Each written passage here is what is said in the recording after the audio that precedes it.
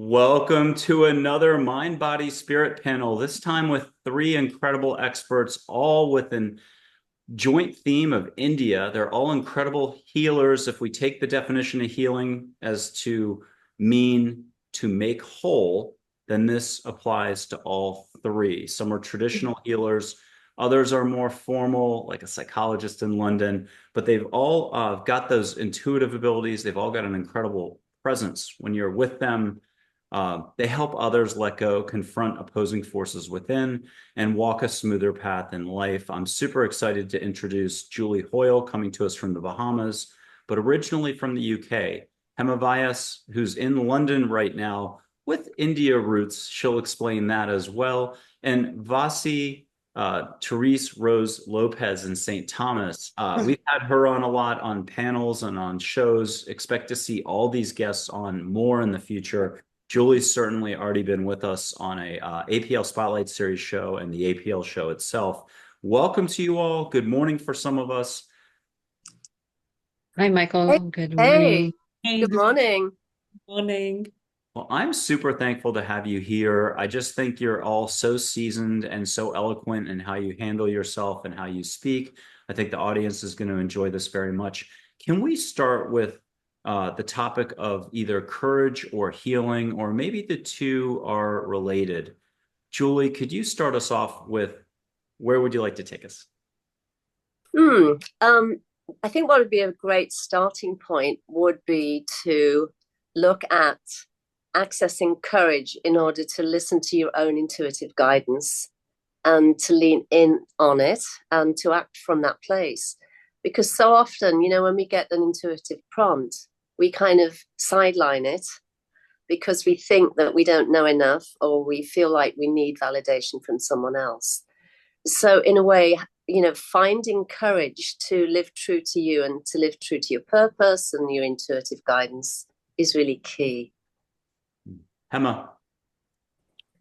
I love that. And I think there's a real truth there. And I think, to really, really access courage, it's letting go of all the things that have kept you stuck in not being courageous, not being authentic, not being true to yourself. And so I think there's a process of both letting go and then the acceptance and really embracing and embodying being courageous and what it really means. It's not about sort of overcoming fear so much as it is about overcoming all the things that we've built up over decades and centuries and generations in order to live a more authentic life, which is what courage really represents for me, in my opinion. Mhm. Vasi in the US Virgin Islands. What's your take on all of this? Yeah, very well said, both of you. I feel like courage really does come from a deep part of our soul, and that it's something that many of us have put in the drawer or shelved, and we don't always live with that courage that we, innately have. So I think really having an intention, be more your authentic self, to be your true soul self in expression in the world is really important. And to have the intention every day to be courageous, um, to be true to yourself, to be the best version you can be. And, when you shine that light, when you have that presence, others pick up on it. And it may not be obvious to anybody, but that vibration is going out there and it's very influential to the consciousness level. Emma or Julie, did you have a reaction to any of thing that's been said? Yeah, I mean, I loved everything that we've all shared because it's all really on point. And it's true about, when you are aligned with courage and you are living on purpose, then there is a vibration that goes out and it does encourage and invite other people to, even if it's not kind of verbalized or spoken, it has an effect, a vibrational effect on other people. We don't see it. It's probably a good thing we don't, because the ego might want to get involved, but it does have a ripple effect. And this is really what global awakening is all about. It's about, shining your light in order to, support other people to find the courage to share theirs and shine their light too. Emma. Absolutely. Again, I can see, Michael, why you put us all together. We all sort of speak very much the same language, and it's really beautiful because it's very resonant. And I think, what I would like to sort of add to that is this sense of really, really being able to evolve, because I think it takes courage to do something different that allows our consciousness to be raised and to lead the way. And I think there's a reason why you've brought us together, Michael, and it's perhaps to bring together people from all over the world and to share with the people who are watching and listening the fact that, it's time that we started stepping into our authentic power with intention, with alignment, and to evolve, which means, doing something new and different. And being courageous to fail, being courageous to look silly, being courageous to not look like everybody else and not do everything like everybody else is doing, but also being pioneers to lead the way, to make a difference and to bring about this opportunity to really, really awaken, to evolve, and to really grow our consciousness. And I think that's very much needed. So it's so lovely to be here with all of you to be able to talk about this. Well, I love that. Vasi, what would you have to add? I think for a lot of people, it might not be so easy to step into their courage and like stand out in the crowd for what they really believe and stand in their truth. So, I mean, to me, it would be to really align yourself with Source, align yourself with Divine Mother and Father, and connect with their energy and their being and let that flow through you out into the world and stand in that truth because we all have that as part of our soul. It's to bring it up and to make it more like a higher level in our soul, a higher capacity that we can become. We're all human, becoming divine souls on this path. And so to show others how to do that too is very important. But we all have to be aligned with Source, have our own personal process running. It's a daily thing. It's not like I'm in meditation and then I'm living my life. It's one flow as far as from our lineage, how we see it. Um, in meditation, you bring that into your life. What you get from meditation, the vibration you have, you try to walk with that. And it's not easy because there are always challenges to our ego, which tends to fight back. So it's day by day, moment by moment, experience by experiencing, trying to shift up into that higher vibration to keep it going, to respond to any situation from that and not react with your ego. So that's what the soul journey is about, to raise our vibration, to elevate ourselves to self-realization, to enlightenment, just as the saints have done. I'm going to read a passage, just 2, 3 sentences that's on point from angels. I'll blow some sage, catch that through 2 screens, especially the audience. All you have to do is let go, be in your heart. But then Vasi, you'll start us off in just a moment with just 3 or 4 sentences on your background, India, how you help others, and so on. And then we'll go to the others as well to do the same. And then we'll figure out something special and then transition back into topics. So here's from angels about 2014 or so. They said, being is believing in all. You do not need to be like anyone else. Be you. Smile more, think less. Do not permit others to dictate your well-being. Own your own being in life. Love more and allow more. You can be happy now in this very moment without a single reason. With that, a little bit of sage. All anyone has to do is if they're stepping onto a tennis court, going for a walk, wanting to know if the teacup full of tea, hot tea you've just poured, is it truly the world's best cup of tea in front of you?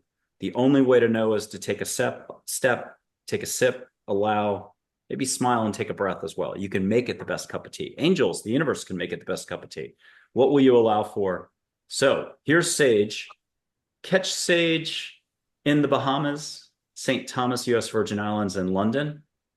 Everyone's getting sage, I trust. If you could nod or put a thumbs up or a grunt. Thank you. And then catch flowers you haven't had a long time, but a scent from India counts as well. Sacred incense, even hear the bells or the sacred metal objects that make music. I'm losing my English. And is everyone getting a secondary influence? Vasi, you're A-OK. Awesome. I'm going to snub this out. And in a moment, oh yeah, I got to look in my dish to find the snubbing out device. Can't channel and drive at the same time. Not going to work. Okay. Vasi, tell us a little bit about your background. You've been to India a bunch, and I believe the lineage, if I said it correctly, would be like Sri Kaleshwar, Sri Shirdi Sai Baba, the one from 100 plus years ago, who's super fun, and others. But in your words. Yes, my background is with the divine lineage of Dattatreya. That includes a lineage of many saints that people have heard of, Shirdi Sai Baba, Jesus, Buddha, Sri Kaleshwar, Veda Vyasa, many, many others, Ramana Maharshi. And this lineage, the home of the ashram is located in southern India, Penakonda, which is a very small village in Andhra Pradesh district. And I've been studying with Sri Kaleshwar for about, I think, 17 years now. And it has changed my life more than any other healing practice I've been involved in. And there have been many along my way, along my journey. But this really resonated with me. It's really taught me how, first of all, to heal myself on a very deep level, knowing it's not instantaneous, but it's over time and just many ways of allowing it to flow and not being stuck in your own, getting in your own way, stuck in your thoughts and your habits that have been embedded in you, allowing a greater flow of divine energy in your life, which is what I try to help people do as well through Sai Shakti healings. It's like a Reiki session working on the chakras and the 7 energy treasures that we have. I offer fire pujas as ways of connecting more deeply with Divine Mother and for very transformational self-healing. I offer water healings, Vastu consultations, many other modalities, all of which are listed on my website, siomcreations.com.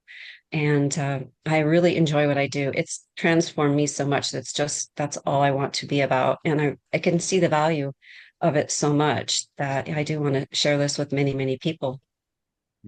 Hema. Beautiful. Thank you, Vasi, for sharing. So my background is I am Indian. My original roots are from India. I'm a Brahmin. I'm Vedic. My mum and all of her family, they're all Vedic doctors. And so I've journeyed through Eastern and Western philosophies and healing modalities, including psychology, and really, really followed my own path, I would say, guided a lot and constantly supported by the Hindu gods and goddesses. They've been a big part of my life, just organically, not something that I've necessarily asked for, but they've just shown up when I've really, really needed them. And they've always taken me by surprise. I work with addressing the silent heartache of high achievers, really working with heart energy, really understanding and bringing heart intelligence and wisdom to the people that I work with, whether it's personal or whether it's professional. I work with companies as well as individuals. I do heart realignment. I do a number of things, including running retreats all over the world, but specifically every year in India, in Kerala, where we do the whole Ayurvedic detox, understanding the body, understanding the mind, the spirit, meditation, etc. So a lot of different things that have led me to where I am today. Lovely. And Julie, if you could do your background, but can you just mention the experience you had? And I'm going to forget the year now, but it's been described in some of your other appearances on the APL Spotlight series and the APL show. What is your background? Yeah, so just for context, I was born in the UK and raised in the UK, raised a Catholic. But I was always looking for someone. I knew I had to find this person, and I didn't know why. And I also was having very powerful psychic experiences and phenomenon, out-of-body experiences, lucid dreams, visitations from angels, and all of those kind of great things were happening when I was a kid. And then fast forward to 1989, my husband and I relocated to the Bahamas. We were teaching, I was teaching in a high school. And the whole time I'd been here, I was looking for this being that I knew would be able to guide me. And I had a back problem, and somebody suggested learning to meditate. So I went to a meditation center, could not meditate for the life of me, decided I'm not ever coming back. And then I went home that evening and I had a lucid dream where I found myself in India, which immediately felt like a place I'd lived and been before. And I entered this kind of low building, and there was a great being sitting with his eyes closed, wearing a loincloth. And I recognized that he was the one that I'd been searching for my whole life. And he gave me Shaktipat Diksha, which is an initiation which awakens the Kundalini. I didn't know that within the dream. I just was filled with this incredible energy. And then when I came back to my body, the psychic phenomenon that had been with me since I was a child just absolutely blew up. And then from that point on, I would have lucid dreams and visitations from great beings, such as Swami Ram Tirth, who was well known in India, Shirdi Sai Baba, Neem Karoli Baba, Ramakrishna Paramahansa. I mean, I could go on at length. And also great beings from other traditions as well would come and give initiations and give me teachings and guidance for my life. And that went on for many years. I was also given shamanic kind of initiations where I had to face death, and that happened a lot. And then at a certain point, one of the great siddhas, the great masters, Kundalini masters, came and asked, "When are you writing the book?" And she told me to write my first book, which is An Awakened Life, A Journey of Transformation. And then later, another siddha came and said, "Will you do this work? You will be misunderstood and accused of many things." And so I was trained how to work with people energetically and read energy. I was also trained how to, meet people in the subtle body form and work with them on healing aspects of the psyche or the emotional body. And also to be able to speak to what the obstacles were, the seeming obstacles in terms of their own spiritual progress. So I've been really, since I think now 1998, I've been working with people globally, some spiritual teachers and leaders and, healers and medical professionals, and helping them really develop their gifts, see and shift the obstacles within them, the old patterns and conditioning that prevent them from really stepping into the authenticity of who they are. So I offer all kinds of programs in person and online, and more recently have been working with spiritual seekers who've been seeking for a long time and are really done and really don't know how to move on from that point. So, yes, I could say more, but I think that's enough. With everyone's permission, I'm going to go ahead and put up Ganesh. If we could just get one topic out loud, that's a new topic from Ganesh, and then we'll address it whichever way this ends up unfolding. Vasi, what are you hearing from Ganesh as a wonderful topic in a moment or two? Freedom. And Hema? Spirituality. And Julie? Obstacles as a gift. Okay. Hema, can you take 1, 2, or 3 and weave them together, or just take one topic and take us somewhere for a few minutes? Absolutely, yeah. So I think starting with freedom, I think ultimately that's what we're all looking for. We can look up for it in many, many different ways and different avenues and different paths. And I think we all can purposefully get lost as well within that, and come across the obstacles that we really need in our lives to help us evolve. The obstacles for me are very much part of our heart's journey, and our heart is guiding us always to heal what is held in there, that are blockages to our spiritual growth and our spiritual evolution. And when we learn to recognize what those blockages are, what those challenges are, what those obstacles are, and ultimately that the path to truth, love, and freedom, we transform any experience into something that is beautiful, and ultimately spirit has to enter it, because spirit is our life force, and therefore, you know, where we have denied, you know, these paths for so long, it's lovely to see so many people wanting to understand it, wanting to be more spiritual as a way of living, because actually that's where the answers are. That's where, you know, the truth is. That's where we find the inspiration to get through any challenges and blockages that life throws at us, because of course that's part of the journey to evolve. Reaction from either Vasi or Julie.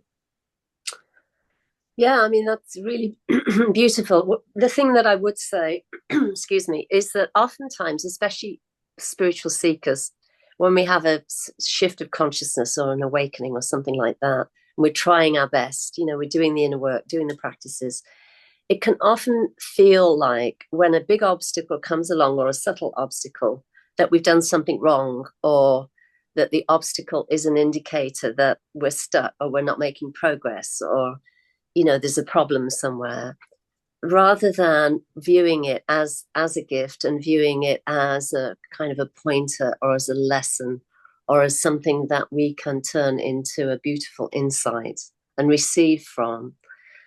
Because, you know, many times that there's this belief that, oh, if I'm feeling icky, you know, there's something wrong, you know, I'm not progressing. And of course, none of that is true. It's about welcoming everything and learning from everything and not pushing anything away. Everything is your instruction. Vasi, reaction or insight. Beautifully said, both of you. In our lineage, you know, we learn to see obstacles as opportunities, because that is how the soul learns on this path. It's how we grow. And, you know, like you said, not to put it off, not to sideline it or get upset with yourself that something like this has come through. It's not necessarily a reflection of you. It's coming up from within you to be released and to move you forward in a different direction than you would normally take. So it's to look at it as a really good opportunity to move forward in a new way, and to just allow it to flow in your life.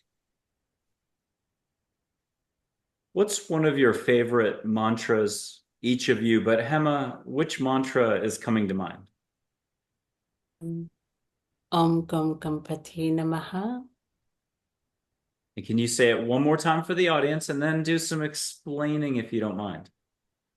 Om Gam Ganapati Namaha. So basically, it's the Ganesh mantra, and it's the one that, you know, I call on every single time I'm working with anybody in any way. I always, you know, chant that. So to remove any obstacles to our communication, to our connection, to, you know, to our growth.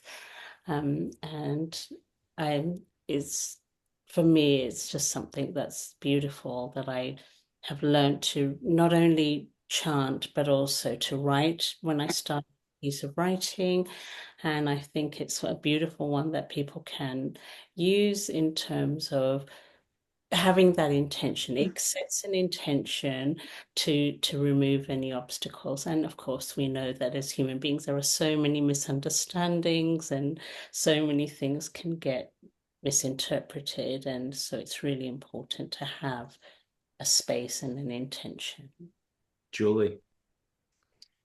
Om Namah Shivaya, which is the mantra that I was given during the initiation from Bhagavan Nityananda of Ganeshpuri, and it's something that I have utilized and used for years and years. It's incredibly powerful and potent, And when I started repeating it, I really fell in love with it, and just going crazy repeating it. But I hadn't realized it's a mantra of dissolution. And it really does help you to see the things that stand in the way of your own self-recognition. And for those who might not know, Om is the primordial sound. Nama means I bow to. And Shiva is consciousness, pure consciousness, Lord Shiva. So you're really saying that you're bowing to your own consciousness. You're bowing to the light of your own self. And I really love it.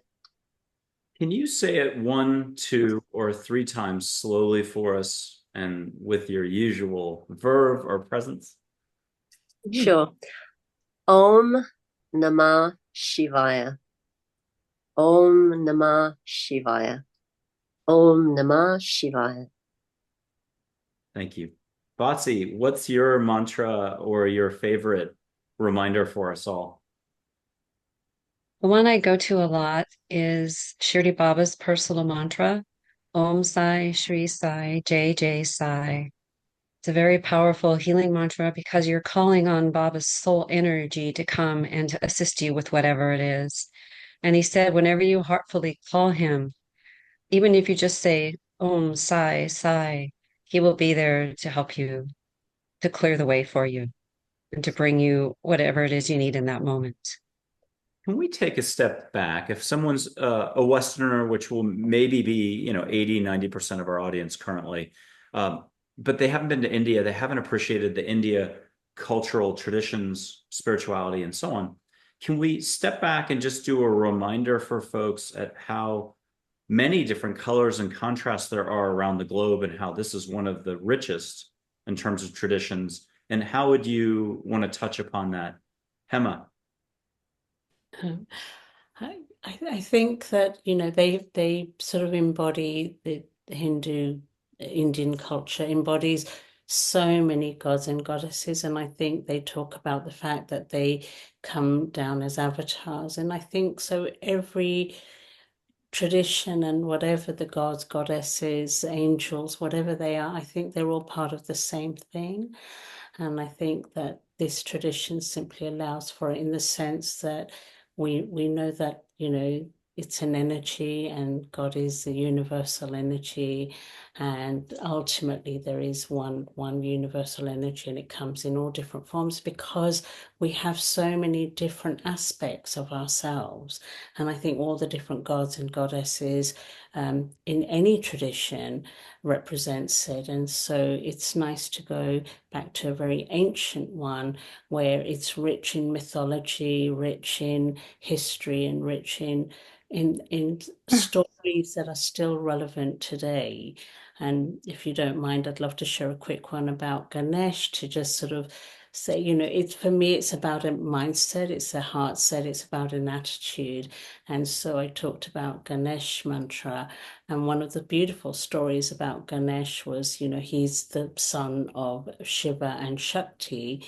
And there are 2 sons. The other one is Kartikeya, and so God said, right, whoever goes around the world and gets back first wins. And so Kartikeya had this peacock that he would go off and ride on, and off he went, and he was, super fast. Ganesh, as we know, he's got the big tummy and he's a bit, sort of like an elephant, and so therefore not able to walk or run or as fast, and had a mouse as his vehicle, and so he couldn't go so fast, and so he was like, right, what am I going to do? How am I going to win?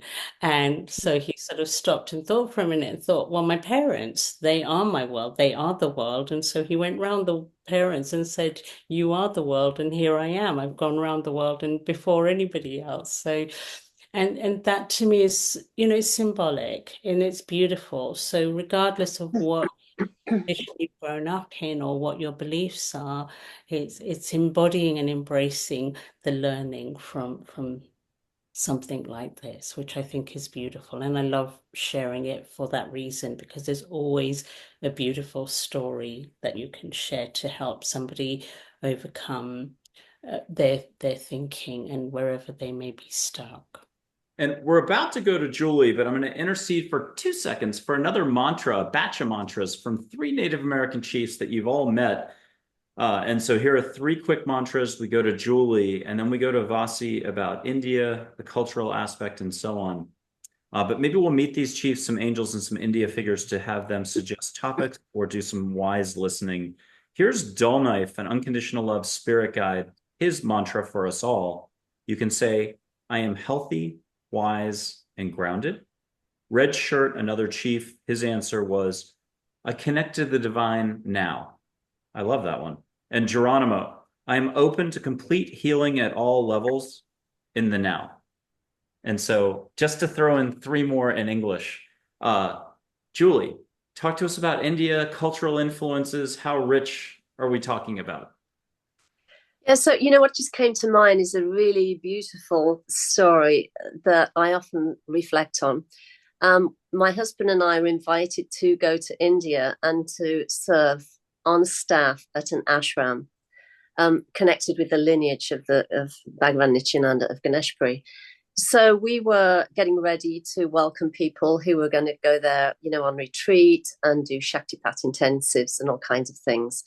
And so as a staff body, one of the Swamis gathered us together and he asked a simple question. And he said, what were you taught when you were a child in terms of a belief, a religious or a spiritual belief? So I put my hand up and, because I knew straight away what the answer to that was. But the Swami chose a young Indian man to answer first. So the young Indian man stood up and he said, I was taught, I am pure, I am perfect, I am the supreme self. And I remember just being absolutely stunned because, I raised my hand then and I shared what I'd been taught. And I had been taught, I am imperfect, I am a sinner, I am unworthy. I was taught the exact opposite. So I was sitting there with my head swirling, thinking, oh my gosh, this is the difference between what, and I don't want to say all Indian people are taught, because obviously there's different religions, as Hinduism and Muslims and so on.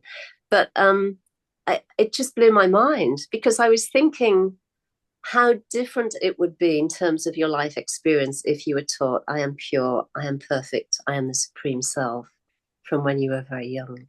So to me, that is a clear indicator of the difference between, the Western mindset and especially, the Christian beliefs and the way it's taught and everything relating to what happens in India and in the Hindu tradition and the Muslim. Well, I can't speak so much about the Muslim tradition because I don't know a whole lot, but certainly after being given Shaktipat Diksha, I've certainly had an experience of what that looks like.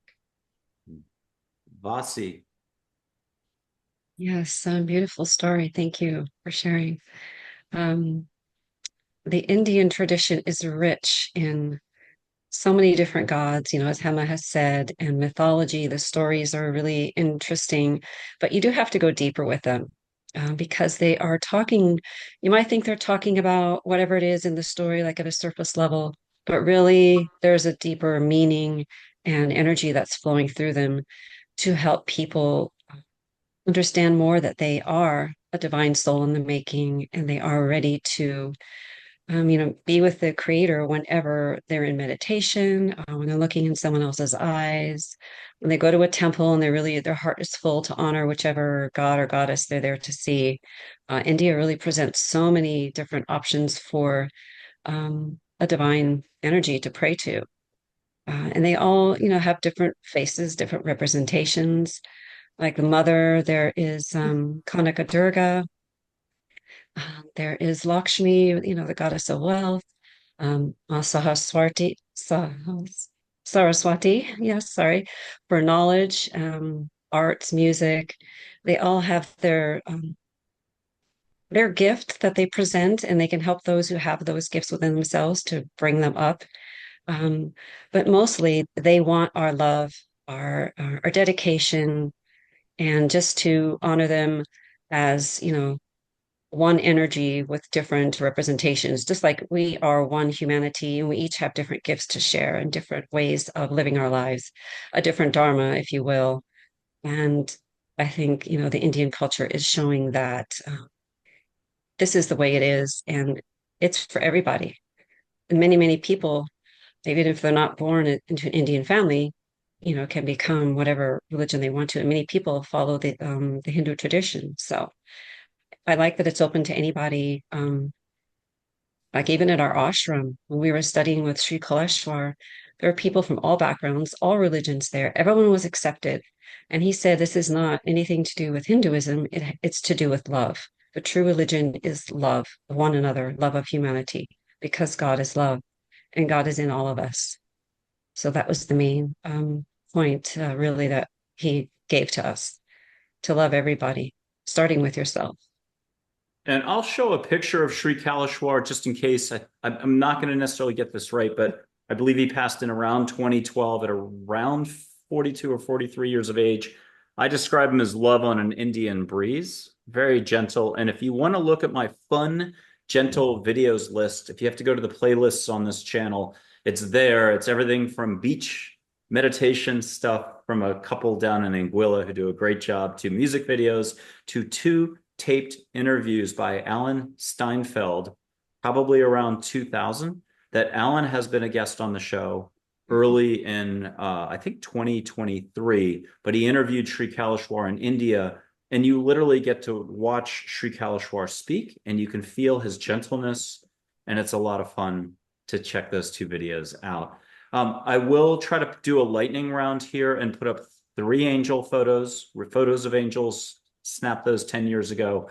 Feel what you can feel, get what you can get. If you could share something for all of us, if it's a topic for us to talk about later, you'll be responsible for remembering that. I'm a very vacuous person during these moments.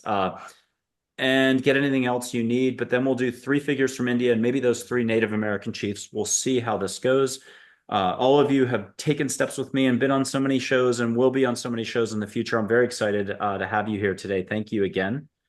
Here's Joy. Julie, what are you getting from Joy, the angel who's just happiness and joy?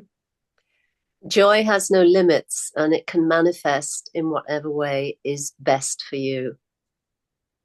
Brilliant. Hema, what are you getting from Joy, and are you feeling her? And can you ask for pink glitter everywhere? You won't have to vacuum later. Yeah, I got beautiful foxgloves, which is a beautiful flower, and the pink that I'm looking at really represents that, and it brings me back to childhood. And I think there's the innocence. Joy is about innocence, returning to innocence, and really, really embracing and embodying our ability to experience joy no matter what the external circumstances. It's an aspect of the heart. Oh, and VASI THERESE ROSE LOPEZ in St. Thomas, U.S. Virgin Islands, omsicreations.com. Could you tap into joy, and what are you getting? I'm getting that joy is the true state of our soul.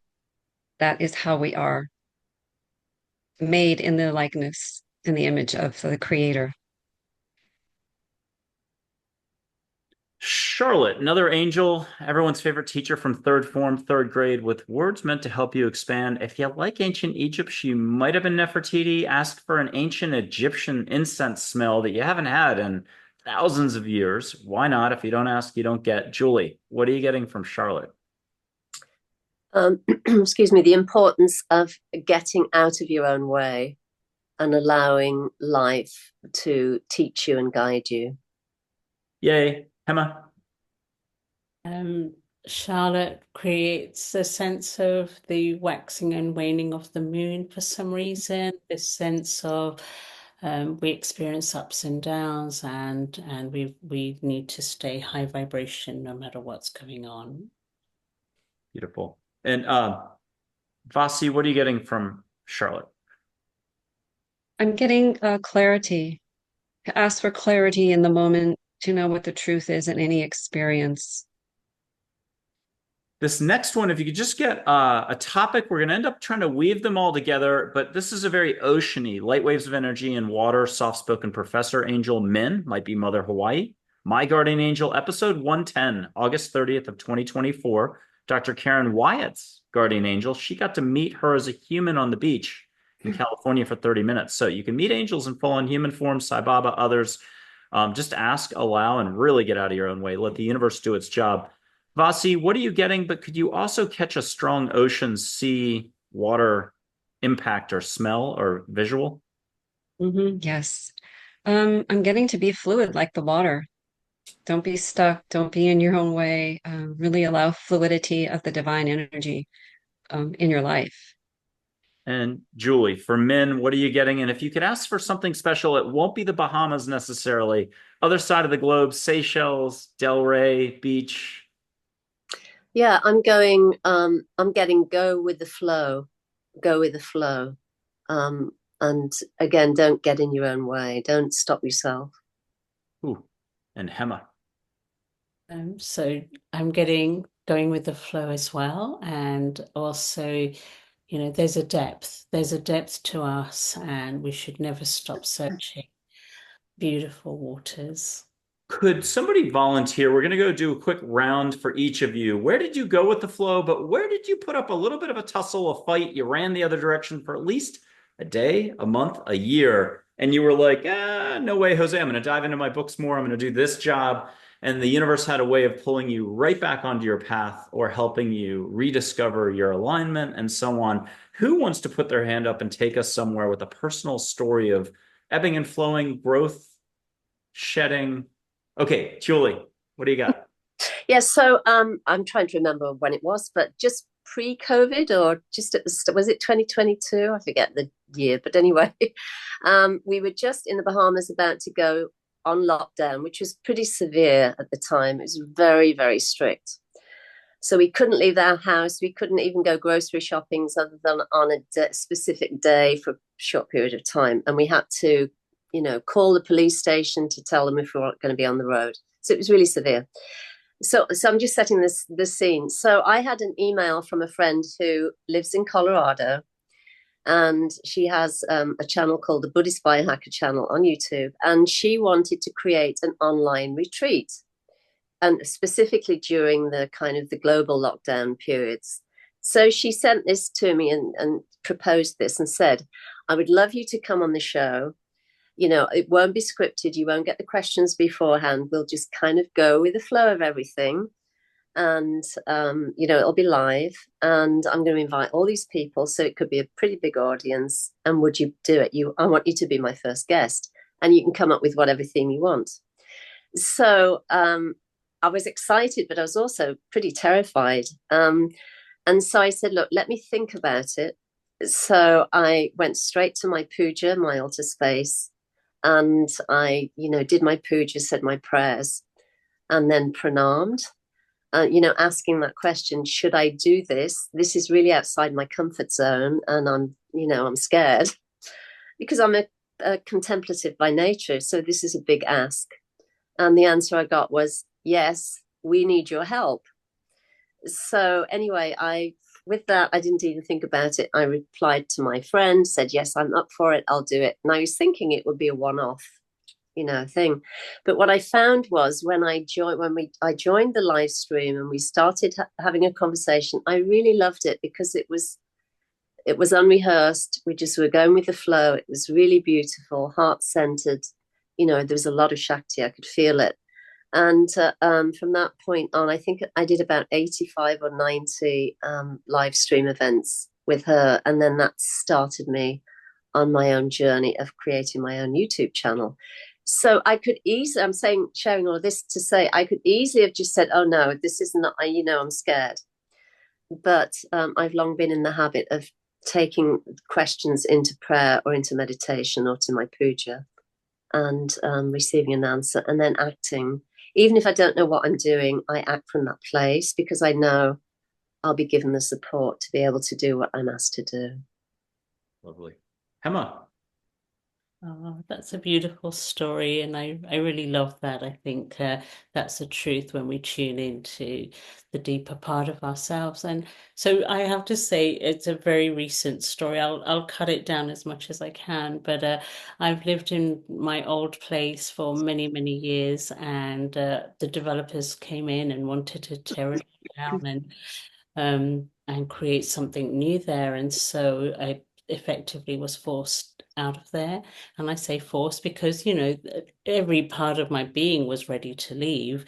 But of course, the resistance sort of kicked in because it's familiar and it's what I've known and what I've loved. And so no part of my conscious sort of self wanted to leave. And I resisted. And when that happened, all I could do was really meditate. That was, you know, to go into myself and to find the answers that, you know, why am I being forced into this? And of course, the truth came out, the clarity came, which is you're not being forced into anything. This is what your heart has chosen long before, you know, and you just weren't doing it in a timely manner. So now you've been forced because you're not willing to listen.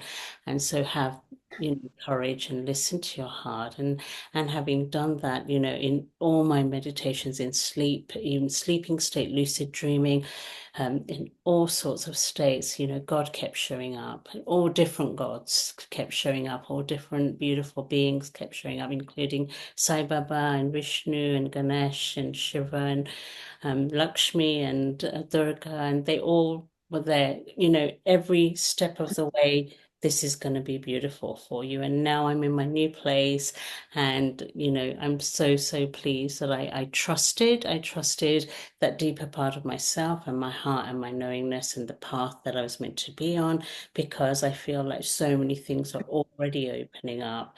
And I just know in my heart that more things are going to open up in ways that I could never have imagined. It was time, but it was, you know, difficult to go with the flow in those moments when we're attached. I think as humans, we all have attachments to things and people and places, and I think it's a good thing to remember that we need to detach and learn to go with the flow. And Vasi, we're going to turn to you, and I'm going to put up Sri Kaleshwar's photo. Can you do one quick reminder from Sri Kaleshwar to everyone about love or letting go or being in the heart? Love yourself first and let your inner light shine. Vasi, what have you had for an ever flow, or just where, you know, the reasonable side of you, the societal side said, wait, what? And then you adopted it or took a yes or a flying leap of faith. What are we talking about here? Just getting from here to here. Flying is a good word because my story has to do with that. It was like the first time I was going to go to India. I felt a little hesitant because it was a big leap for me, something I hadn't done before. It was expensive, you know, at the time. There were all sorts of things coming up, like what if I don't know, get the wrong plane or something. There were all little things that were coming up that I wasn't sure that I really should do it or not. When I think all along my soul deeply wanted to do it, but it was covered up with what the mind was saying and the uncertainty in my heart. So I was meditating outside. I decided just to go sit in nature and see what happens, you know, connect in that way. And I was in nature for a while and I said, okay, I'd like a sign. Should I go or not? And I said, if I see something moving or I see a hummingbird, I'll know that that's what I'm supposed to do. So I sat for maybe a half an hour or so, um, some of the time with my eyes closed, just to kind of get out of my mind and get more into my soul. And when I did open my eyes, I felt a lot softer inside. I felt clearer. And like right before I was about to get up and go in back into the house, a hummingbird flew from the right across in front of me, like, yes, that's it. You are going. Everything will be taken care of. Don't be afraid of it. You'll be able to afford it. You'll get there just fine. And, you know, you have to do visa and all of that as well. So everything did flow. Once I made the decision and I trusted the divine, everything flowed accordingly. It was all provided for. So, Thank you. I'm going to put up a picture of Sri Shirdi Sai Baba for Vasi and then Ganesh for Hema, and we'll spin the wheel for Julie. But here's a photo of Sri Shirdi Sai Baba colorized, and I'm stalling as I find, here we go, the photo. Okay. And Vasi, what are you hearing from Sri Shirdi Sai Baba? If both Hema and Julie, though, can catch a temple incense or music or flowers in the air from India or some sort of combination? Vasi, what are you getting? Allow your plate to be filled, meaning allow the divine energy to fill you with all the Shakti and the energy that you need to, to make the changes in your life, to be the true divine presence that you are, to be better able to influence others, allowing the divine to do that through you with your ego out of the way. And Julie and Hema, if you want to take deep breaths, and if shutting your eyes is convenient, you can open even extra and get something extra from him. It might be a symbol on the eyelids. It might be visual. Sensory is what I'm trying to say. What are you both experiencing, feeling, seeing, hearing? Julie. So I'm remembering a lucid dream I had with Shirdi Sai Baba some years ago, where I was in India and I was standing looking out across this river, but there were these kind of boiling or broiling circular kind of patterns of energy. And one started to move up and grow in height and width. And then Shirdi Sai Baba came out of that, much to my amazement. And the love that was coming out of him was absolutely incredible. And the water subsided, and then he's like floating on the top of the water. And then he's making these movements from the heart outwards. And he looks at me and he says, no matter what, live and speak and act from the heart.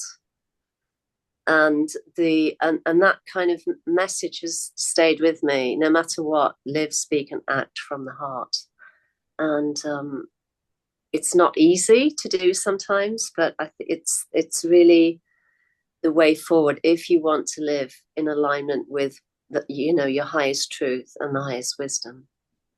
Ooh, beautiful. Hema. I get a strong sense of faith. I think Sai Baba represented such a beauty and grace, living on this planet and living as pure as he could, being human. And it's not easy because we accidentally can tread on a plant and we can accidentally hurt other beings. And I think he lived very, very beautifully and intentionally. And so I think it's faith that we're all doing the best that we can. And Sai Baba is a big part of my life, and he's often come to me, but I just get a blessing, and I get a blessing that, whatever I'm doing, right or wrong, and I'm not always perfect, and nobody is, and I don't always get things right, but I feel there's a real sense of forgiveness, and not even forgiveness, more than forgiveness. Yeah, beautiful.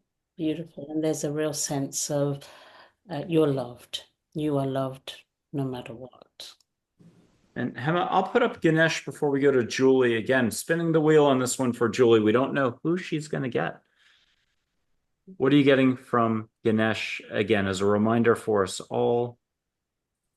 I think that our birthright is absolute abundance and prosperity, and we need to embrace it. We need to live knowing that we're, the words the other ladies have both used, that we're provided for and that there's enough, and really, really to have that prosperous mindset that there's more than enough for each of us to live a truly joyful, abundant, prosperous life. And we're about to ask many of these figures to come in even stronger and more in just a moment. We're getting to Julie with the mystery figure. But this is a great chance to remind folks to please comment, share, like, subscribe, even hit that little bell notification button, because otherwise, distribution these days on YouTube, who knows? But if you share this with someone else, you're sharing amazing guests like our guests today and the other shows. The show itself, the main show, where you'll see all these guests again for as many times as they'd like to come back on. It's booked all the way into January of 2026 currently. Here's Buddha, an extra figure for you, Julie. If you don't mind catching golden flecks of light around you that you get caught off guard, snowstorm in Bahamas right now of golden light. Anybody at home needing extra help, put your hand up, use your hand, ask if you don't think your hand can handle it, ask the universe to step in or angels to get you out of your head into your heart. or breathe more through the mouth, or just shoulders heave ho like you're in a really mean yoga class with a show host like myself yelling, breathe.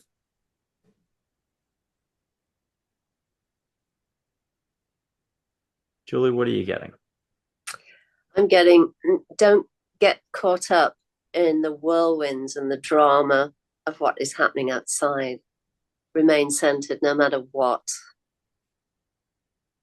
I love that. And we'll say, no drama, just Rama. Vasi, here's a quick surprise picture painting drawing of Rama. What are you hearing from Rama? To be still within. This is where the answers are. When you go into your soul energy, all the information is there in the deep consciousness. Everyone's super connected here, but also watching, whether you know it or not, whether you're about to play golf, whether you're about to go for a walk or just take a nap, you're fully loved and supported 24/7 like a neon light in Vegas. With that, could each of you just choose one figure out loud that you're feeling is coming in saying, ooh, pick me, except that's very Western. Who did you get, Hema, as your, not champion, but your supporter, your cheerleader right now? Who's coming in and saying, me? Krishna. Okay. And Julie, who are you getting? The goddess Saraswati. Ooh, and I don't even know the words or the name, but I will learn after the show or in a moment. And Vasi, who are you getting? Jesus. Ooh, perfect. Here's the image for Krishna if anybody needs an extra. Jesus probably doesn't need an introduction, but I'll see if I can find the one. Here it is. That's a painting or drawing that's pretty famous. And then with everyone's permission, can we put our hands up only love and above this area, not up here, not our thinking, but put one or two hands up, or you can use your whole body as the hand and just feel what you can feel for a vibe. And if you don't mind using a few adjectives in a moment after you've savored it. And I'm going to do one whoosh with just blame angels, don't blame Canada. I'm going to whoosh light everyone's way. If you could just acknowledge it and throw some adjectives for what you're feeling. First, I guess, what are you feeling right now, Julie, in the Bahamas? Joy and expansion. Yay. A+, you're invited back. Okay, Hema. Love. And Vasi, what are you getting? The warmth of deep love. Okay. And I lied. Instead of one whoosh, you'll get 3 whooshes. Allow for whatever you can allow for. Welcome to being human. On Tuesdays, you're at like this level. On Thursdays, you're wide open and ready to go jump a mountain, whatever that means. Okay, here it comes. Here's the first little whoosh, big whoosh. It's whatever you allow for.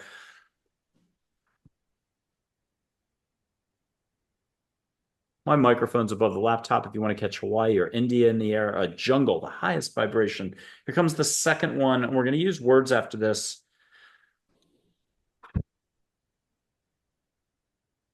Catch a little wind on your nose. Hema, what did you get? I got nature and peace. And Julie? I got Om Ganapataye Namaha.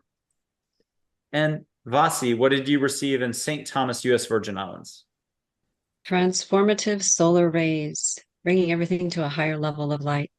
You guys are amazing. Okay, here's the third one. If you could allow for something you don't even know what to allow for, which is essentially how we approach each moment, you never know if that cup of tea is really the world's best cup of tea or just number 2 or 5. And we're not really judging that all the time. I don't have a book that says where the pecking order is, but let a lot of love come in. If I can play with some words, Shakti, Prana, Mana, Aloha, Aroha, let it go up your front, let it go up your back. If it's the Kundalini Express or chakras or any alignment you need, it's been a long month, a long week. I think for all of us, it's been a long time since COVID, and we're still coming off that. Here it comes. You're letting everyone in the universe that's a loving being come in and whoosh you. How about that? Here it comes. And I'm going to blow into the microphone above my laptop. If I look weird, it's okay. Catch a little, again, wind on the nose or in the air and catch atmospheric change. Higher, higher vibrations of love away from density.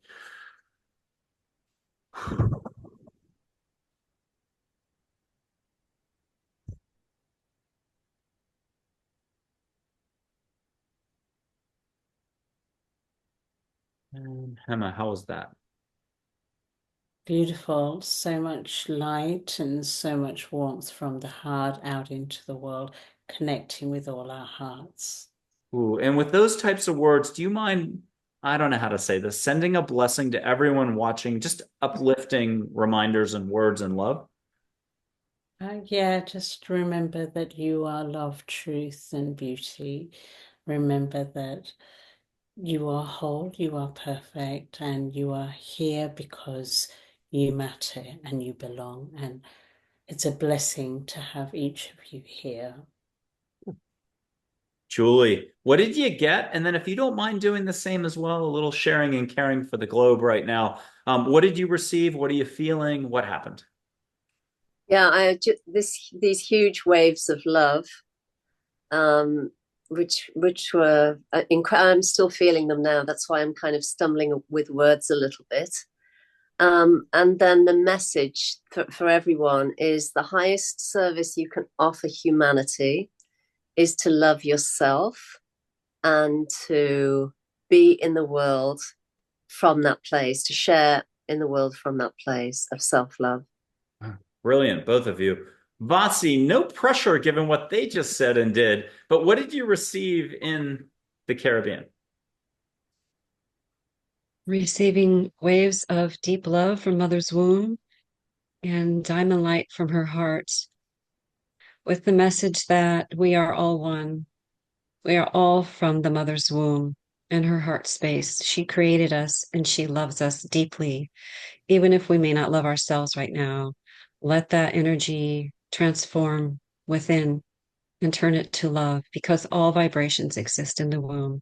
And the love, the peace, the truth are all a part of us, whether we may feel it or not. So acknowledge them and allow that flow within your lives. And if each of you in this moment right now being so inner attentioned, I'll make up a verb, could you allow India to come in full force with lots of love and light vibration? Whether it was the jungle, a temple, a coastal town, catch your highest moments that make your heart leap from India so that India itself or herself can say hello. And if you want to get one hand on your shoulder or two from two different figures or one figure and get a little squeeze, just so you're like, whoa, that's never happened in a show before.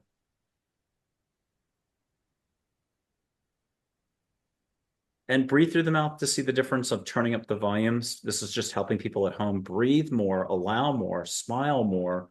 Even a wink counts. I don't think anyone said that in 100 years, that a wink could count as a smile of breath or an opening of openness. So let a figure come in and wink to you just to make it funny and that you get caught off guard. Laughter is love, as Mother Teresa, technically from India. Laughter is love, she said. I don't know if she said that on this side or the other side. I always get confused.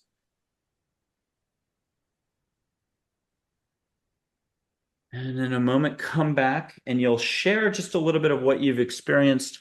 I'll do one final interactive exercise, then we're going to get back to a traditional interview. Julie, what did you just experience? Did you get a little squeeze on the shoulder? Did you catch more of India? Did you get reminded of that one special place that you, to this day, is in your heart always? Yeah, so I went straight back to the ashram that I lived in with my husband for 2 years. And I found myself in front of the Mahakali statue. There was an enormous, it was so enormous and painted in these vibrant colors. And I was terrified of Mahakali because there was this fierce energy around her. And, after India, I did a lot of shadow work and was dealing with, looking at the places within me that I was afraid of within myself. So anyway, she just showed up and she reminded me, and then she became alive, and then she put her hands on my shoulder and she was laughing and she said, yes, love is also fierce. And she reminded me of that because, of course, it's the truth. Oftentimes we have to be shaken or kicked into action to move through things that terrify us. So yeah, love is sometimes fierce. Hema. Um, I love that, and I think there's such a truth to that, and something that I've definitely experienced with the Kundalini work that I've done. This rising Kundalini brought out a very, very kind of warrior-like spirit, and I think, we need to understand that spirituality and love isn't all about being nice and gentle and beautiful and peaceful. Of course, that's where we want to get to, but it's a process, and we need to embody that, that fierce kind of energy. So I love that. I had Krishna, very playful, loves music, dance, and so I was really caught up in the joy of remembering to move my body, and remembering that it's not just about meditation and going inward, but it's also about the outward expression. Yeah, the outward expression of joy in our, through the movement and our breath and our body, and that's what the ocean represents. And so in India, in Kerala, where I go often, there's the sea is absolutely ferocious, and it will take you down if you try and compete with it. And so you have to learn to surrender to it. And that's sort of what came. Surrender, but be joyful and dance and move, and remember it's a whole body, mind, heart, spirit connection. Vasi. Beautiful from both of you. Thank you. I love Mahakali. She can be very misunderstood, but she has to be fierce against the negativity. She doesn't want her energy used in a bad way to hurt others, and that's what really gets her to become fierce and to use her love in that really strong way. She has to overcome the level of negativity that's been perpetuated on Earth. So she is one of my favorites, uh, divine beings, and I go to her a lot to clear negativity from people because she can do it. She can cut the head off of the ego, and it really makes a difference in people's lives, really clears their negativity. Um, but when I was sitting here, I had many, many hands on my back. It just felt like many different saints and divine beings encouraging me to move forward, to expand what I do, to expand everything where I'm offering my services, and just to go forth in courage and love, and let the heart light shine, and let that speak, let the divine speak through my soul. Yay. Okay. One last interactive exercise because we don't want to be too pushy. There aren't too many shows that do all this stuff. We'll do more. We'll have you back. If you guys only want to do wild and crazy, we can do that as well. Special episode for folks to take a leap of faith, which is just letting go, not knowing, and getting from here to here. It can take lifetimes or all of a half second if it's Hema, Vasi, and Julie lighting the way. What is it? It's foam with a piece of construction paper around it, but a blue sky works number one, a black sweatshirt, or just everything around you has energy and consciousness to it. You're seeing it all the time. Good luck allowing yourself to see auras, rainbow light, colors on everything, but you'll get a chance to do it in a second. You'll get a chance to have a universal figure or extra figures, loving figures come in and do a hummingbird for you, Vasi, or flowers, or a geometric shape, or an Om symbol. We don't even know what that is. It could be Sanskrit or something. That's what people have been doing on the regular show lately. We'll see what happens. But meanwhile, that light, I wanted to mention, if people wake up first thing in the morning, before you know your name, brush your teeth, or could even get to English or other language words, that's a great time to run off to your recessed pot lights, those things, and the ceiling and the bathroom, the kitchen, typically these days. You can run over, and before you've had the tea or can put anything together, maybe you left a pink Post-it note on the wall to remind yourself, run to the light, gently walk, don't get hurt. See a beach ball sized rainbow light around that little light, huge, this big of rainbow light. It's like a fog everywhere. You put on all the lights, you'll get rainbows everywhere. Then the first word comes in and it shrinks a little. And then sentences, what am I looking at? Boy, is that pretty. And the next thing you know, it's half the size it was just a moment ago. And eventually you're going to snuff it out and it's not a reflection on you. Welcome to being human. But anytime you want to see that light, it is your kitchen table, your dog, the cat walking by, even that Peloton bike. I'm going to put my fingers up Celestine Prophecy, the movie, they did it this way. In India, they do it this way. And as a guest said who was around in the 70s, we were doing this before the movie ever existed. You'll see light between my fingers. The point of the exercise, though, is what will you allow for, and ask the universe to make it really cool. If it's Sri Shirdi Sai Baba or Sri Kaleshwar or Ganesh, ask them to make something so special. There's the cat doing a cameo. Ask for something between my fingers or above that you know is not my light. Everyone gets a dad joke right now, and clearly it's a certain type of holiday, even though it's Thanksgiving as well in America. So here's your dad joke to loosen up. At home, if you need a laugh, just be in your heart. Ask the angels to get you out of your head into your heart. Santa's reindeer, Blitzen, and Dancer, just those two. No one needs to remember exactly who they are. Why do Blitzen and Dancer drink so much coffee? Because they're Santa's Starbucks. Allow for a little bit of light, and this is great. It'll be some of my light. If you want to feel it, I'm going up and down. Julie, what color do you see between my fingers? Pink. Okay, and Vasi, what color do you see? I'm seeing like blue, white, and pink. Okay, and Hema in London, what are you seeing? I see a golden light.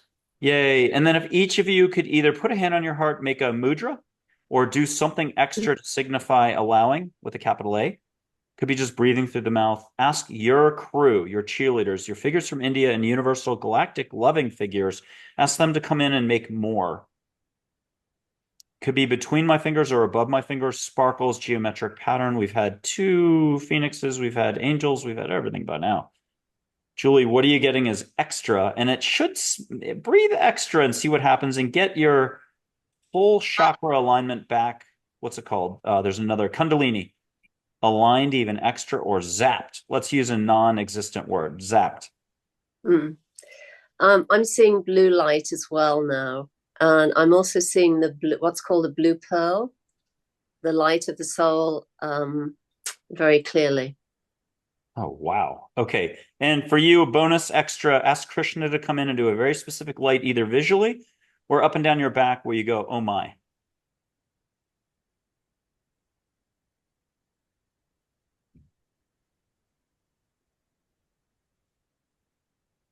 Got it?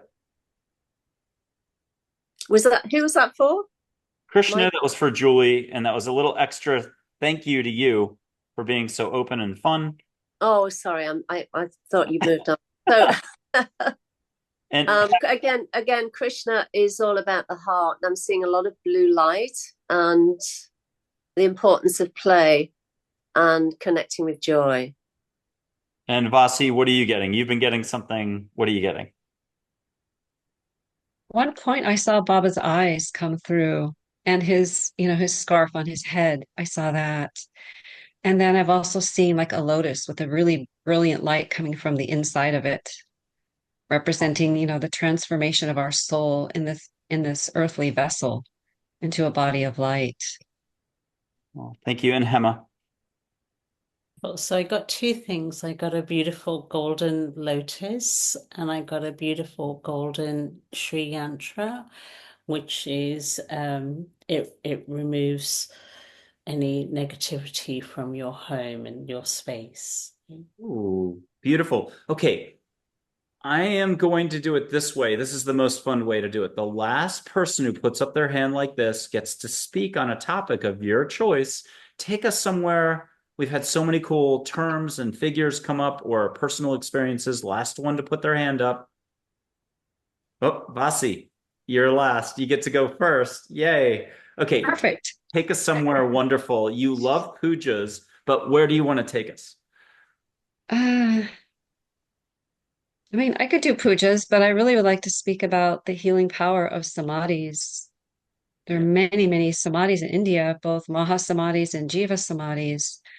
Jiva samadhis, in case people don't know, are when saint has left his body, has buried it, but there's still a tiny piece of his soul or her soul inside, and that it remains that way forever. Their consciousness is in that part of their body, but it's also in the higher realms.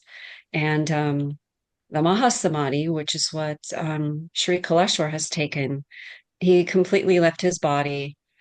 But as Baba had said, and as I've experienced with Sri Kaleshwar, their bones will speak to you Their energy is still there, even though they are not. Their consciousness can still speak through the samadhi energy.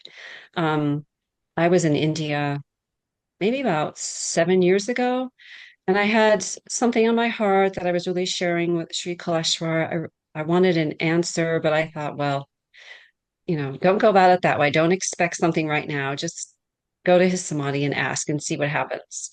So I went inside the Dwarkamai where Mother Divine is, Kanaka Durga. And then the next room is the Mahasamadhi of Sri Kaleshwar. So I made about 3 pradakshina around his tomb, and I just put my head at the foot of his tomb. And I just let my heart pour out. I didn't have any expectation. I didn't think there'd be an answer. And I was actually shocked. I mean, both physically and emotionally in every way. I asked something, and it's like his answer came like a little lightning bolt to my heart. I felt it. I felt it in my head. I felt it in my heart. I was taken aback because, that's really the first time that had happened. And I really just spoke to the point that the saints will continue to answer your questions and help you, even though they're not in physical form. And Swami always said he'd be more powerful out of body. He can help in such a more powerful way through his consciousness when he's out of body. And many people have experienced that. He's still with us, just as Shirdi Baba is, and any of the saints who have left their bodies. They're helping humanity constantly, constantly, especially now when so many souls are having to choose the fear or the love. They're there to guide as many as they can to the love, and for those people to become divine souls, to raise their vibration. And Hema, can you address just a last point or two for us? And one of the areas, though, that we're going to wrap up with soon is the difference between thinking and awareness. And that'll be just for your consideration in about 5 minutes. But Hema, what did you want to leave us with? So what I'd love to continue from what Vasi was sharing with us, and just say, yeah, I really feel that that is true of all hearts. I think all hearts leave a legacy, and so when we think about the beautiful, beautiful saints that have come before us to help us to experience what it's like to be in the human form, and also aspire towards being pureness and being pure consciousness and pure of heart. And I think there's a truth to that. There's an omniscientness that goes on, and there's an omnipresence that is always here when we really, really connect to the essence of our hearts. And so I invite everyone to be aware of that, to tune into not the surface debris, and to go deep into your essence and recognize that there's a purity there that connects you to each and every living being, but especially the ones who have come here to help us, to see the path of love, to see the path of peace and love and beauty. And I think, if we all have that intention, we'll all get there quicker, because our hearts work in vibration and resonance. And when we lift our own hearts, we lift others' hearts. Oh, I love that. And Julie? Beautiful. So syncing with what Vasi and Hema just said, what came up for me is the importance of puja, or having an altar space with images or with items that help us reconnect with the heart and with the self. And when we have images of Mahakali or Lord Jesus or Shirdi Sai Baba, again, the vibrations from those great beings, which are always here and always available to us, are readily acceptable and accessible, and we can turn to those sacred spaces to connect in again and to lift ourselves up. Ooh, I want to run to my office, take a photo on the wall. I've never shown it. I have like 60 pictures up of different, mostly angels, but Sai Baba's up there and others.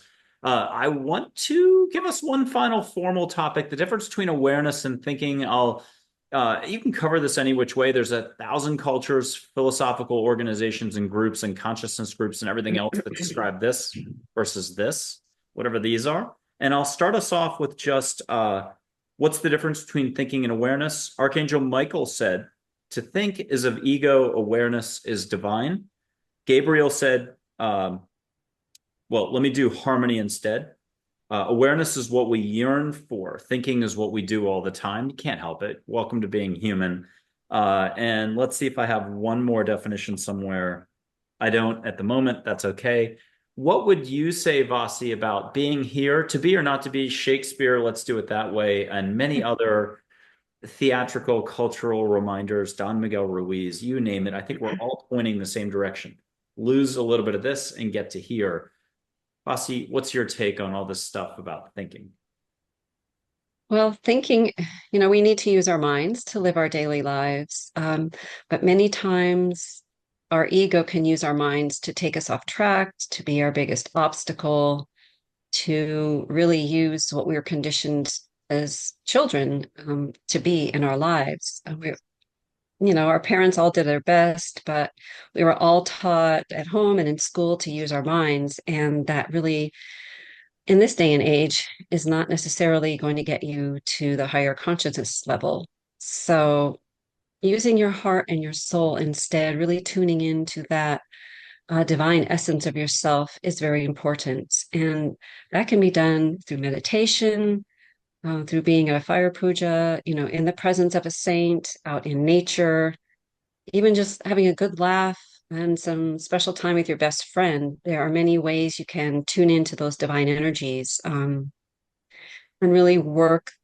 or allow the energy of your soul to come through you. We want to be more soul centered rather than mind focused. And I think many people are turning that way. There's a huge spiritual flow on the planet that people are choosing the higher consciousness and the higher values of the divine essence to live their lives. And so it's to come from that level, from the level of the soul, and raise your vibration that way. Lovely. Julie? I'm reminded of what Swami Muktananda used to say about the mind. He used to say the function of the mind is to think and to doubt. And we can spend a long time thinking and doubting, going back and forth between, especially when we're making life decisions. But when we drop into the heart and we move into that space of silence, everything becomes really clear because it's so simple. And so really there is, even though there's not a big space between the head and the heart, there can be a chasm if we're constantly relying on the mind to, let's say, solve problems or to point us in the right direction. It's much simpler to spend time in the heart and to receive a much kind of broader, more expansive wisdom from that space. And this is jumping tangentially a little bit, but how big is the galaxy, the universe? We're not alone, and we are not the only casino on the Vegas Strip, mankind, right, on Earth. Can you just touch upon how we're surrounded with loving beings, but the whole essence of love maybe isn't about interference, but it is available to you if you'll do something?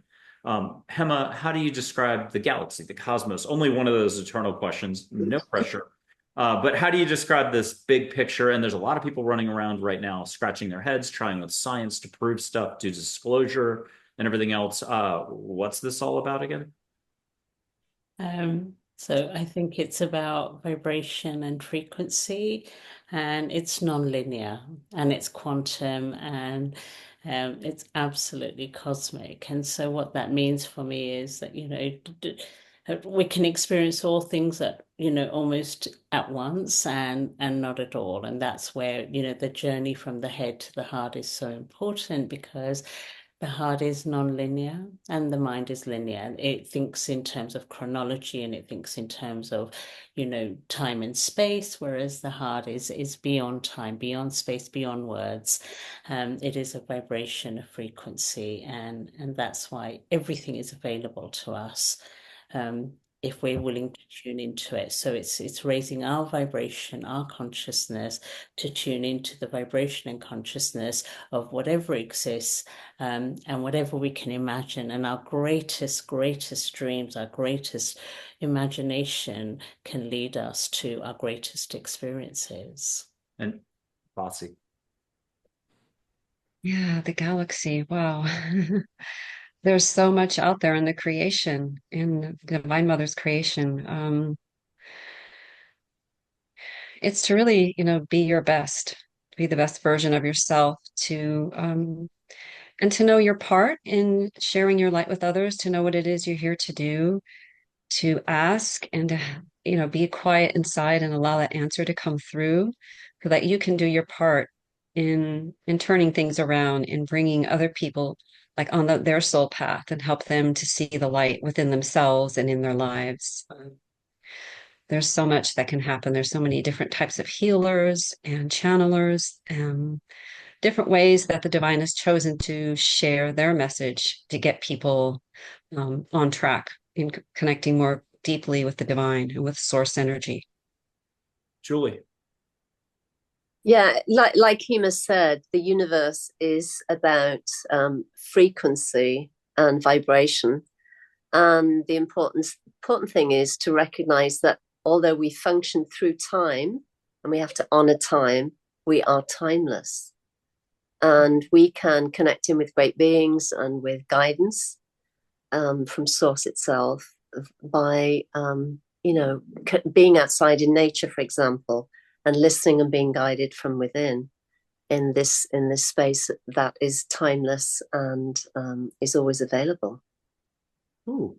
And I'll add the heart is sort of intersection to all. So that whole timeless thing that you mentioned, limitlessness, awareness, grow your awareness, not your thinking. One of the angels said that, and other stuff like that. But this is like unlove, love, compassion, blah, blah, blah. I have 2 photos for you of the same object, but 2 different times of the day. So two different levels of light passing through it. We'll let it be universal light or love, or Shakti, prana, mana, whatever you want to call it, aloha, aroha. I'll put it up. Please allow yourself to let all the loving beings come through and catch something. Here's the first version, universal light. And if you'll allow for all with a capital A and a capital A. And Vasi, what are you getting? What are you feeling? What's jumping out? What's your favorite color or spark? What are you reminded of?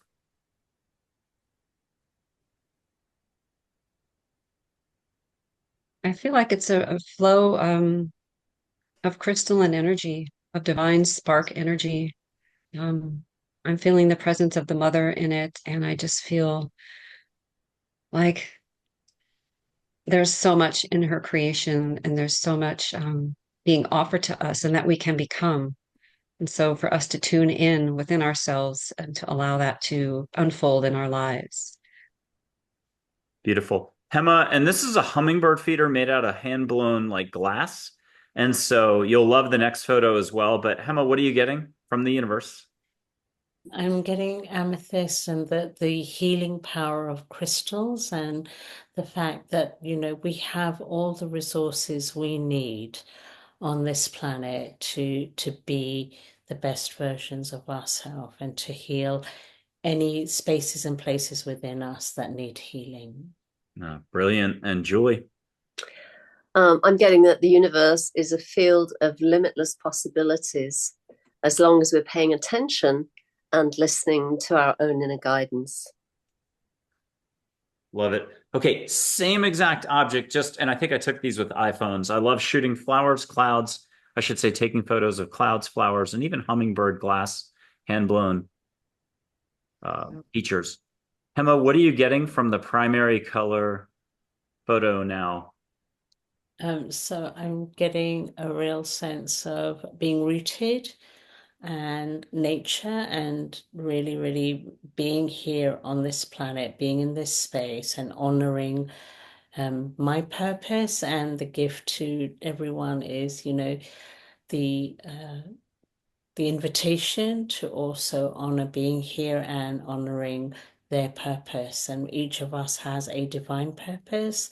and each of us has a human purpose. And when we bring the two into alignment, we experience who we really are.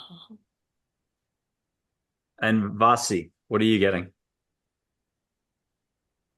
I'm getting like reflections on water, almost like letting your love um, express and reflect back to you. Whatever love you're feeling in your heart and the energy you're expressing, there's going to be a reflection back from the creation.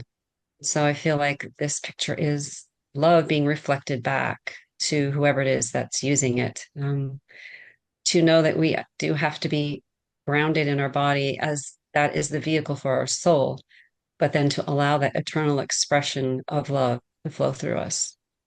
And Julie, you're getting Joy and Sai Baba, the black and white version. Have you take their supporting jumping in, catch something extra, extra, extra, like the TV show. Yeah, so what I'm getting is the universe reflects all forms and all colors of expression. So if you're quirky, be quirky. If you're goofy, be goofy. Don't try and diminish to fit in. I love it. I even have a lighter that matches the shirt color. It was by accident today. We're going to do a final thing. Here's the actual flame. You all are wrapping it up. Wow, look at that line off the top that was there for a little bit. You all are wrapping this up. I'm buying you time by doing this. What color do you see, Julie? I see orange. Okay, Hema, what do you see? I see orange. Okay, and then Vasi, what do you see? I mean, this is easy. It's a lighter. Everyone at home, say it out loud. White gold. Golden orange. Beautiful. Golden orange. But everyone can let go. I'm rubbing my hands in a circle to break all my structure. What do you see on the tip of my lighter here for a flame of Shakti, Prana, Mana, love, Aloha, Aroha? Julie, what are you getting? Oh, my finger got warm. Golden yellow. Yay. Hema. Emerald green. And in case we do this for the panel snapshot, it won't make sense, but I'm leaning over to the side to allow for the show art right here. Okay, Vasi. Getting blue and white.